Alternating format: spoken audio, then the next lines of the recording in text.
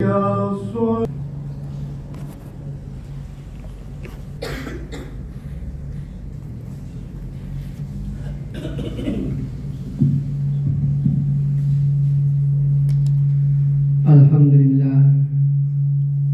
nahmaduhu wa nasta'inuhu wa nu'minu bihi wa natawakkalu alayhi wa na'udzu billahi min syururi anfusina wa sayyiati a'malina. Man yahdihillahu fala mudilla lahu wa man yudlil fala hadiya lahu. Asyhadu an la ilaha illallah wa asyhadu anna Muhammadan abduhu wa rasuluh la nabiyya ba'da. Allahumma salli ala hadzal nabiyil karim wa ala alihi wa ashabihi wa man tabi'ahum bi ihsanin ila yaumiddin. Ayyuhal muslimun al mu'minun al hadirun, usikum wa nafsi al khati'al mudnibah bi taqwallah. Fa inna Allaha ma'al ladzina taqaw wal ladzina hum muhsinun. Faqad qala Allah Ta'ala fi kitabihil karim wa huwa asdaqul qailin. A'udzu billahi minasy syaithanir rajim. Bismillahirrahmanirrahim. Innamal mu'minuna alladzina amanu billahi wa rasulihi tsumma lam yartabu wajahadu bi amwalihim wa anfusihim fi sabilillah ulaika humus shadiqun.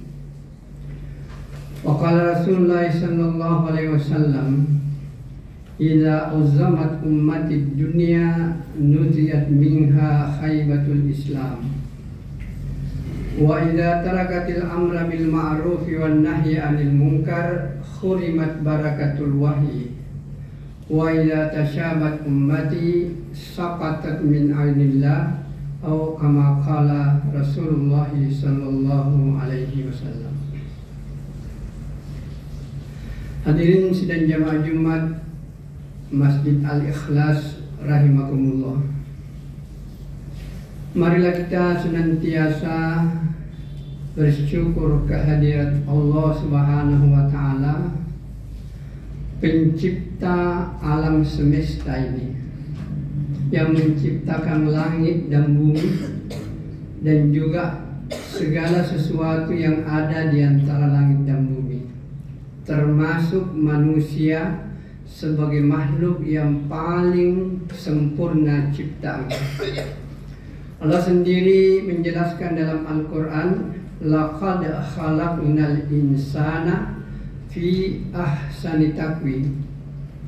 Aku telah menciptakan manusia sebaik-baik bentuk. Tidak ada lagi makhluk Allah yang lebih mulia, yang lebih baik bentuknya dibanding dengan manusia.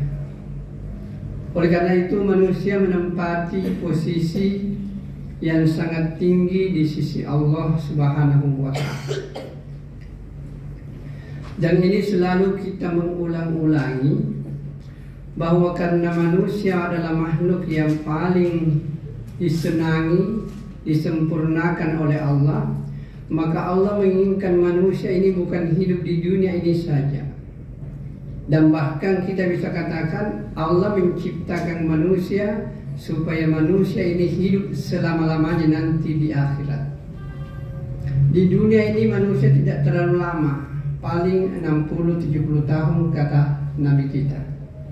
Rasulullah bersabda, a'mar ummati baina sittin wa sab'in. Umurnya umatku hanya sekitar 60-70 tahun.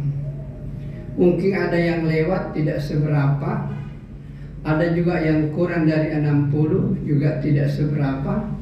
Rata-rata antara 60 dan 70 tahun. Itulah umat akhir zaman ini. Dan akhirat ini bukan 60 miliar tahun, bukan 60 triliun tahun, tetapi selama-lamanya tidak punya batas waktu. Itulah kehidupan yang sesungguhnya nanti di akhir.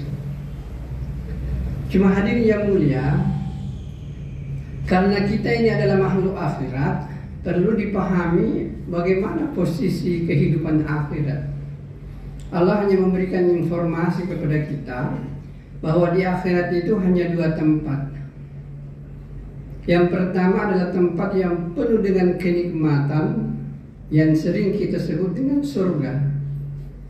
Dan yang kedua adalah tempat yang penuh dengan penderitaan yang biasa kita sebut dengan neraka. Di mana seseorang berada di akhirat, apakah di surga ataukah di neraka, inilah yang menentukan adalah kehidupan di dunia ini. Kalau kehidupannya di dunia ini sama dengan tujuan penciptaannya, maka orang itu akan bahagia. Jadi saya ini ingin mengulangi di sini penting bahwa siapa ingin bahagia di dunia yang sementara ini dan di akhirat yang kekal abadi, sederhana saja kuncinya, yaitu samakan tujuan hidup kita dengan tujuan penciptaan kita. Apabila tujuan hidup kita sama dengan tujuan penciptaan kita, tidak ada lagi susah di dunia ini. Semua akan terasa nikmat, dan semua akan terasa tenang, dan semua akan bahagia. Sekali lagi, apabila tujuan hidup kita sama dengan tujuan penciptaan kita. Hadirin yang mulia, selalu diulang-ulangi, apa sih tujuan manusia diciptakan oleh Allah? Allah sendiri yang jawab dalam Al-Quran, wa ma khalaqtul jinna wal insa illa liya'budun. Aku tidak menciptakan jin dan manusia kecuali untuk beribadah. Maka kalau manusia tujuan hidupnya juga adalah untuk beribadah, maka pasti dan pasti orang itu akan bahagia dalam hidup. Kita sesuaikan saja tujuan hidup kita dengan tujuan penciptaan kita untuk beribadah. Apa yang dimaksud dengan ibadah? Ibadah itu artinya mentaati Allah. Jadi mungkin atau dalam bahasa Arab, ibadah itu sebenarnya menghambakan diri. Yang dimaksud dengan menghambakan diri artinya taat kepada aturan tuannya. Kalau ada orang tidak sesuai aturan apa yang dikerjakan dengan apa yang menjadi aturan tuannya, maka dia bukan hamba, dia bukan merdeka. Tetapi kalau orang itu mengikuti petunjuk tuannya dan tidak membuat sesuatu selain daripada apa yang diputuskan oleh tuannya, itu yang disebut dengan hamba. Jadi hadirin, kita ini adalah hamba Allah Subhanahu wa Ta'ala. Maka semua aturan-aturan Allah itu perlu kita laksanakan dalam kehidupan, sehingga kita menjadi hamba kepada Allah Subhanahu wa Ta'ala. Dan ketaatan ini berdimensi 2.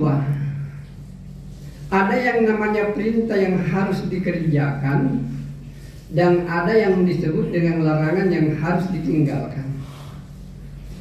Hadirin sidang jemaah Jumat rahimakumullah, kalau kita mau merenung sejenak, sesungguhnya semua aturan-aturan Allah itu nampaknya adalah kewajiban, tetapi sebenarnya itulah yang disebut dengan kebutuhan rohani manusia. Manusia adalah makhluk 2 dimensi. Ada namanya dimensi jasmani, dan ada yang disebut dengan dimensi rohani. Jasmani dan rohani manusia punya kebutuhan masing-masing. Apa yang dimaksud dengan kebutuhan? Kebutuhan adalah sesuatu kalau tidak terpenuhi membuat kita susah. Itulah yang disebut dengan kebutuhan. Saya ulangi, ini penting. Yang dimaksud dengan kebutuhan adalah sesuatu yang kalau tidak terpenuhi membuat kita susah. Saya kasih contoh, misalnya kita lapar, kita butuh makan. Dan kalau kita tidak makan, maka fisik ini akan tersiksa karena ada kebutuhan yang tidak terpenuhi. Kita haus, kita harus minum. Dan kalau kita tidak minum, maka fisik ini akan menderita karena ada kebutuhannya yang tidak terpenuhi. Jadi kebutuhan itu sekali lagi adalah sesuatu yang kalau tidak terpenuhi membuat kita menjadi susah. Hadirin yang mulia, karena manusia ini adalah makhluk dua dimensi, ada dimensi jasmani, ada unsur jasmani, ada unsur rohani. Kedua unsur ini masing-masing punya kebutuhan. Dan ketika kebutuhannya tidak terpenuhi, maka pasti dia akan menderita. Hadirin sidang jamaah Jumat rahimakumullah, untuk kebutuhan fisik ini tidak perlu terlalu diperbincangkan, karena itu terasa langsung. Kita lapar, kita tidak makan, itu terasa tersiksa, karena itu fisik. Kita haus, kita tidak minum, itu akan tersiksa, karena itu dirasakan langsung. Yang menjadi persoalan ini adalah rohani, kebutuhan rohani, yang kalau tidak terpenuhi itu tidak terasa di fisik, tapi terasa di rohani. Maka hadirin yang dimuliakan oleh Allah Subhanahu wa taala, saya katakan tadi bahwa semua perintah-perintah Allah itu nampaknya dia adalah kewajiban, tetapi sebenarnya itu adalah kebutuhan rohani manusia. Dan kalau itu tidak terpenuhi, maka rohani manusia akan menderita sebagaimana menderitanya fisik kalau kebutuhannya tidak terpenuhi. Apakah kebutuhan rohani itu? Itulah perintah-perintah Allah. Dan perintah Allah yang paling tinggi nilainya ini adalah salat. Maka ini adalah kebutuhan pokok rohani. Dan kalau ini tidak dilakukan, maka rohani akan menderita sebagaimana menderitanya fisik kalau fisik tidak makan. Tahulah ini penting. Hadirin sedang jamaah Jumat rahimakumullah, kebutuhan rohani adalah gaib.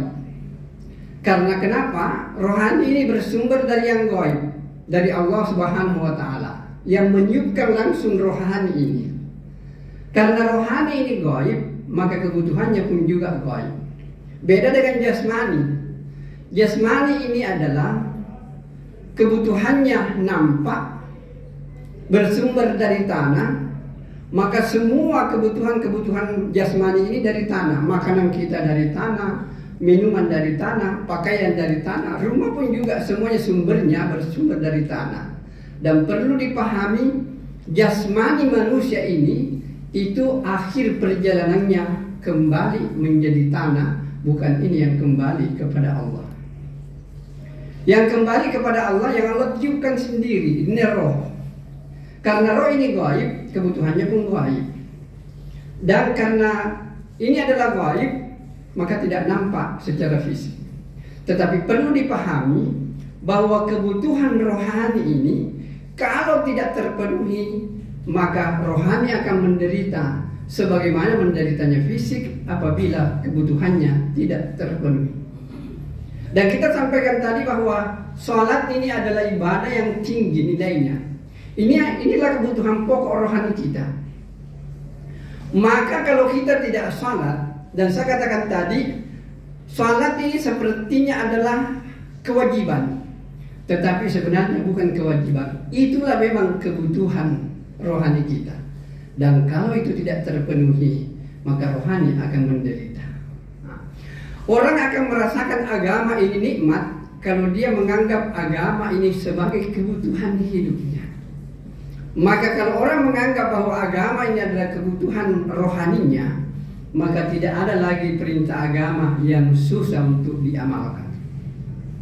Maka hadirin yang dimuliakan oleh Allah Subhanahu wa taala, jadi orang yang tidak melaksanakan salat yang menjadi kebutuhan rohani, maka rohaninya akan menderita sebagaimana menderitanya fisik kalau tidak makan, sebagaimana menderitanya fisik kalau dia tidak minum.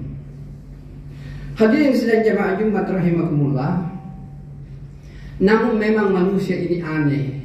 Manusia ini kalau dipikir, kalau kebutuhan jasmaninya itu kurang, maka dia tidak merasa nikmat itu. Bahkan dia sempurnakan. Hadirin yang mulia, mari kita lihat dalam keseharian kita. ketika kita lapar, kan sebenarnya makan nasi sudah cukup itu. Makan nasi, sayur, orang bisa kenyang. Tetapi saya yakin kita tidak akan merasa nikmat. Pasti kita mau sempurnakan itu. Ada sayurnya, ada ikannya, mungkin ada gorengannya, dan ada sambal dan lain sebagainya. Baru sekarang nikmat itu. Bahkan habis makan, mungkin dia makan buah-buahan lagi, atau sebelum dia makan buah-buahan. Dia ingin sempurnakan kebutuhan fisik itu. Barulah terasa nikmat itu. Tapi kenapa di persoalan rohani kita tidak sempurnakan? Mestinya kebutuhan rohani ini perlu disempurnakan juga. Hadirin yang mulia, kita biasa lihat banyak dalam kenyataan. Orang ketika datang sholat waktu lohor misalnya, atau asar, dia yang terakhir masuk masjid, bahkan masbuk. Setelah assalamualaikum, langsung keluar. Tidak ada lagi sikir-sikir. Orang seperti ini hanya kasih makan saja nasi, itu rohaninya. Tersiksa, itu rohani. Hadirin yang mulia, kita akan merasakan kenikmatan ini ibadah sholat misalnya, kalau kesempurnaan sholat kita lakukan. Saya minta kepada jemaah dan juga kepada saya, tidak usah terlalu lama Pak. Satu minggu praktekkan, sempurnakan kebutuhan rohani kita. Sebelum azan dikumandangkan sudah ada di masjid. Kita sudah baca-baca Quran. Setelah itu azan dikumandangkan, kita jawab itu panggilan azan itu. Allahu Akbar, Allahu Akbar. Kita jawab dengan Allahu Akbar, Allahu Akbar. Sampai la ilaha illallah. Setelah itu kita salat qabliyah, kemudian zikir-zikir. Maka Bapak dan saudaraku yang mulia, ketika melaksanakan salat wajib itu, maka salat wajib itu akan terasa nikmat. Setelah kita salat wajib, kita ba'diyah lagi. Zikir-zikir dulu, kemudian ba'diyah, kalau perlu baca Quran. Kalau ada di antara kita ini yang bisa mengamalkan salat seperti ini, sudah harus di masjid sebelum azan dikumandangkan, disempurnakan baca Qurannya, dia sempurnakan zikirnya, dia sempurnakan ba'diyah dan qabliyahnya, maka Bapak akan merasakan luar biasa nikmatnya itu rohani. Sebagaimana jasmani akan merasa nikmat kalau kebutuhannya disempurnakan. Mudah-mudahan penjelasan seperti ini bisa menyadarkan saya dan juga jemaah sekalian. Mari kita sempurnakan ibadah-ibadah kita. Bukan hanya yang wajib-wajib, tapi sunat pelihara, sehingga rohani kita akan terasa nikmat dan mempunyai kekuatan untuk kembali menghadap Allah Subhanahu wa Ta'ala. Bagaimana dengan rohani yang tidak ada lagi kekuatannya, tidak ada lagi sholatnya, tidak lagi puasanya, tidak ada lagi baca Qurannya, tidak lagi air zikirnya? Rohani seperti ini nggak mungkin bisa untuk menggapai kembali kepada kehadirat Allah. Maka hadirin yang dimuliakan oleh Allah Subhanahu wa Ta'ala, dan sholat yang paling tinggi nilainya ini selalu di mana-mana saya ingatkan. Sholat yang paling tinggi nilainya adalah sholat berjamaah. Dan bahkan ada ulama menjelaskan. Ada ulama yang terkenal namanya Maulana Yusuf, yang hidupnya di di Durban University di India. Beliau katakan begini sederhana. Seandainya umat Islam tidak perlu 100% dulu, 50% saja umat Islam sudah salat berjamaah semuanya 50%, maka engkau akan melihat dunia ini akan kembali dalam kendali Islam. Jadi kekuatan Islam akan datang apabila masjid makmur dengan jemaah. Dia tidak mengatakan 100% harus tercapai, tidak.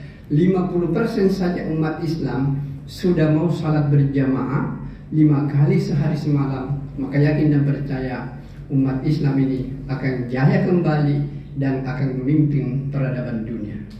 Semoga khutbah pada hari ini memberikan manfaat kepada khatib sendiri dan juga kepada jemaah sekalian.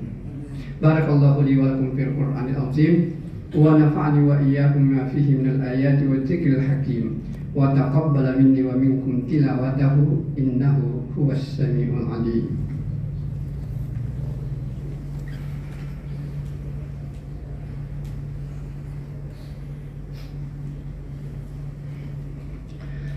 Alhamdulillah hamdan katsiran kama amar. Asyhadu an la ilaha illallah wa asyhadu anna Muhammadan abduhu wa rasuluh la nabiyya ba'da.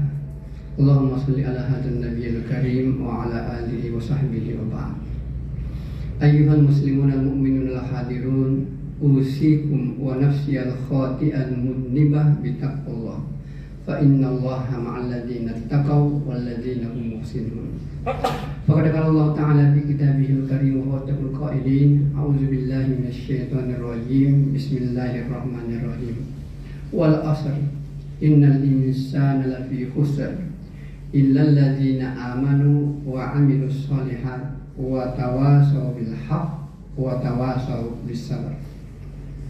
Wa qala Rasulullah sallallahu alaihi wasallam, as-salatu imaduddin, faman aqamaha faqad aqamad-din wa man tarakaha faqad hadamad-din. Atau kama qala Rasulullah sallallahu alaihi wasallam. Mari kita berdoa. Bismillahirrahmanirrahim. Alhamdulillahirabbil alamin. Hamdan na'amin hamdan syakirin. Allahumma hdina wahdina wahdina jami'a waj'alna sababan liman ihtada. Allahumma hdina ya Allah ila siratikal mustaqim. Allahumma a'inna ala dzikrika wa syukrika wa husni ibadatik.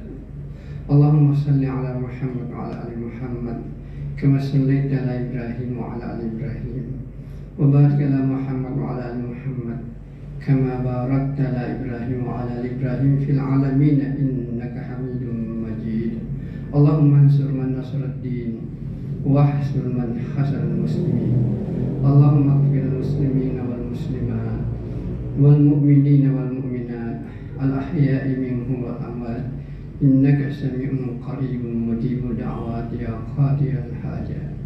Rabbana atina fid dunya hasanah wa fil akhirati hasanah wa qina adzabannar.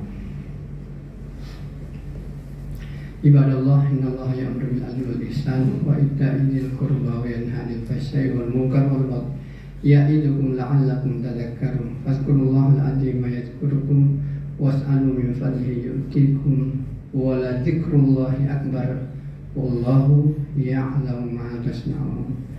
Aqimis shalah.